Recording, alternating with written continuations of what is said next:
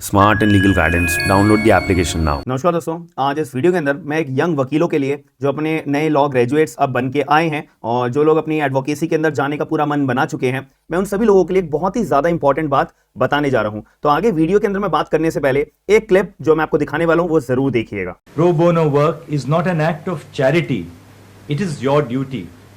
The Bar Council of India rules note that lawyers have a duty to render legal aid to those who are genuinely in need of a lawyer, as free legal assistance to the indigent and oppressed is one of the highest obligations an advocate owes to society. तो जैसे कि आप लोगों ने ये वाली clip देखी होगी, तो इसके बाद हमारे जो ऑनरेबल सीजीआई साहब है उन्होंने एक शब्द का इस्तेमाल करा है, प्रो बोनो।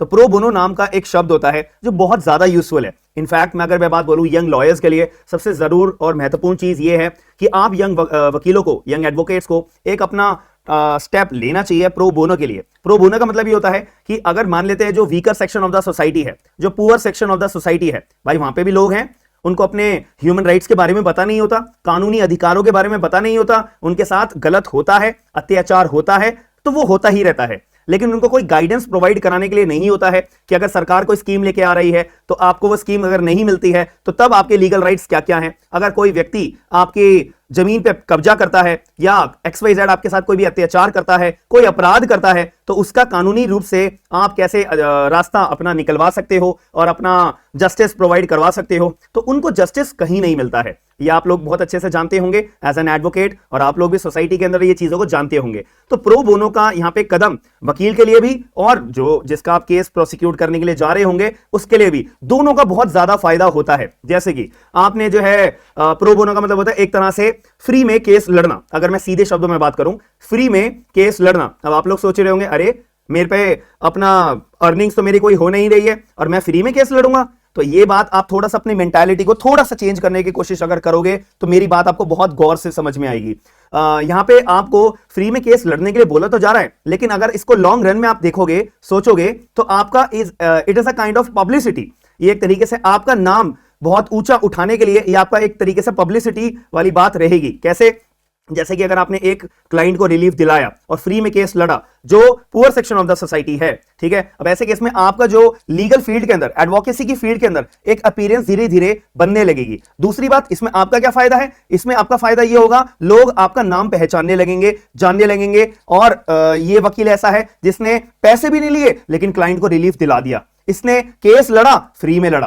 तो ऐसे केस में आपका एक नाम अपीयरेंस में आने लगेगा। जैसे आपका नाम धीरे धीरे सोसाइटी के अंदर उठेगा तो इसमें आपके पास केसेस जो आपको गिने चुने 5 साल के अंदर जितने केसेस आप अपने इंडिपेंडेंटली नहीं ले पाओगे, उससे दुगना तिगना केसेस आपके पास पूरी उम्मीद रहेगी आने की, क्योंकि आपका नाम मार्केट के अंदर आ जाएगा और एडवोकेसी की फील्ड के अंदर आपका नाम आ जाएगा। अब कुछ टाइम अगर आप ये केस अपना प्रो बोनो का इस्तेमाल करते हुए केसेस प्रोसिक्यूट के लिए करोगे तो इसमें आपकी स्किल्स भी तो बढ़ेंगी। जज साहब के सामने आपकी अपीयरेंस होगी, जज साहब आपको जानने लगेंगे और आपके पास केसेस रहेंगे हाथ में। अब उनको लड़ना कैसे है, क्या मैंने गलती पहले केस में करी थी, उन गलतियों को आपको पहचान के चीजें समझ में आने लगेगी। यही अगर आपको बोला जाए, कोई क्लाइंट आएगा आपके पास और पैसे पे करेगा, आपको लॉयर की फीस पे करेगा, आप उसको अगर केस को प्रोसिक्यूट करोगे, बाई चांस अगर आपसे कोई गलती हो जाती है तो वहीं पर याद रखेगा आपका जो है वो एक तरह से गुडविल जो आपने कमाई होगी या बनाने की कोशिश करी होगी, वही गुडविल एकदम गिर जाएगी। लेकिन अगर मैं यही बात करूं प्रो बोनो के इस्तेमाल के बेसिस पे, तो आप अगर जज साहब को अपना कोई भी गलती छोटी मोटी हो जाएगी तो वहां पे जज साहब भी आपका बहुत ज्यादा लीनियंट बिहेवियर आपके साथ में रखेंगे और आपको इंपॉर्टेंस देंगे और आपको ऊपर उठने का एक तरीके से चांस देंगे कि कोई बात नहीं वकील साहब, अगली हेयरिंग में आपको दे रहा हूं, अगली हेयरिंग पे इस गलती को इंप्रूव करके आना। यही अगर मैं एज एन एडवोकेट आप अपीयर हो रहे हो, बिना प्रो बेसिस वाले में बात करूं, तो वहां पे रिलीफ मिलना, जज साहब से रिलीफ मांगना, भाई बहुत बड़ा अपने आप में एक चैलेंज होता है। तो इसीलिए ये दोनों फैक्टर अगर आप सोचोगे ना तो आपके लिए बहुत फायदा रहेगा लाइफ के अंदर। तो ये मेरा अपना पर्सनल ओपिनियन है कि जो बड़े बड़े दिग्गज वकील अपने बने बैठे हैं ना, वो ऐसे ही नहीं बने, उन्होंने ऐसे ही अपने यूनिक रास्ते अपनाए हैं धीरे धीरे करके, फिर जाकर अब वो इतने बड़े दिग्गज वकील अब बनके बने हैं। जैसे कि आपने पहले भी सुना था कि एक सरकार का केस वकील साहब ने जो है 1 रुपए के अंदर केवल लड़ा था, अपना एक प्रोफेशन के लिए, अपना प्रोफेशन के अंदर, अपना एडवोकेसी के प्रोफेशन के अंदर अपना नाम उठाने के लिए। तो ये एक अपना पॉजिटिव स्टेप है। तो यहां पे क्या होगा कि आप poor section of the society की मदद भी करोगे, इसमें आपका क्या फायदा रहेगा कि आपको एक बहुत अच्छी पब्लिसिटी मिलेगी। क्योंकि अगर डायरेक्ट बेसिस पे करूं, अगर मैं बात करूं तो भाई पब्लिसिटी एडवोकेसी की प्रोफेशन में बिल्कुल भी अलाउड नहीं है। बार काउंसिल ऑफ इंडिया यहां पे बिल्कुल स्ट्रिक्ट बहुत ज्यादा एक्शन लेता है। तो अगर आप किसी की मदद कर रहे हो तो उससे मदद करने से आपको ब्लेसिंग्स भी मिलेंगी, पहली बात। दूसरी बात, आपको लोगों की नजर में, एडवोकेसी की नजर में अपीयरेंस यहां पे नजर आएगी और आपका नाम बहुत ज्यादा पब्लिसिटी के बेसिस पे बहुत जल्दी उठेगा, बहुत जल्दी। जितना 5 साल में उठा पाओगे, ऐसे ये वाला रास्ता अपना के आप बहुत जल्दी ऊपर जाओगे। और मैं ये नहीं कह रहा कि आप पूरे के पूरे सारे केसेस भाई अब अपना प्रो बोनो पे लग जाओ कि नहीं नहीं अब तो मैं बहुत बड़ा सोशल वर्कर बन चुका हूं, अब तो मैं सारे केसेस जो है फ्री में लड़ूंगा, प्रो बोनो के बेसिस पे लड़ूंगा, एक एक केस मेरे पे जो भी आएगा मैं फ्री में। नहीं नहीं नहीं, मैं ये बात नहीं कह रहा। मैं ये बोल रहा हूं कि आप किसी एडवोकेट के साथ में एसोसिएट हो, लॉ फर्म में उनके काम कर रहे हो, उनका काम भी करो, लेकिन 10 केसेस में से एक केस अगर आप प्रो बोनो में अपना प्रोसिक्यूट करने के लिए अपना एक स्टेप उठाओगे, कोई बुरी बात नहीं रहेगी। उसमें क्या आएगा, वो एक केस आपके 9 केसेस के ज्यादा आपको एक बहुत अच्छा बेनिफिट दिया जाएगा। ये बात बस बोलने में आपको आसान लग, सुनने में आपके आसान लग रही होगी, आपको ऐसा लग रहा होगा ये सर आप तो बस यूं ही बोल के अपना जो है हम बहुत इजी से बोल रहे हो, लेकिन हमें तो बहुत सारी चीजें डील करनी पड़ती है। यही तो चैलेंज है, यही तो चैलेंज है कि आपको प्रो बोनो बेसिस पे क्लाइंट को अगर रिलीफ दिलाते हो तो बहुत ज्यादा आपको बेनिफिट रहेगा।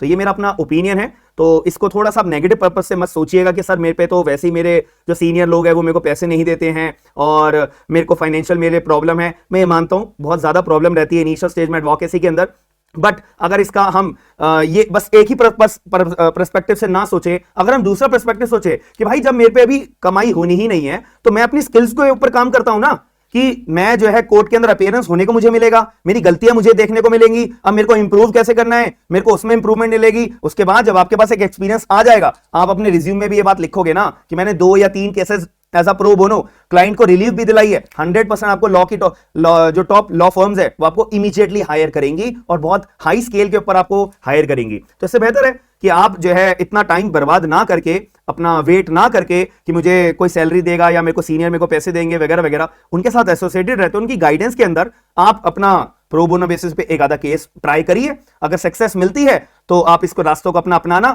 10 केस लड़ रहे हो तो 10 में से अपना एक केस प्रो बोनो के लिए छोड़ दो, बाकी 9 केसेस आप अपना जो क्लाइंट के साथ अपना फीस लेते हुए, डील करते हुए एडवोकेसी अपना करते हो वैसा आप करते रहिए। मैं 100% कह रहा हूं आपको बहुत ज्यादा फायदा मिलेगा।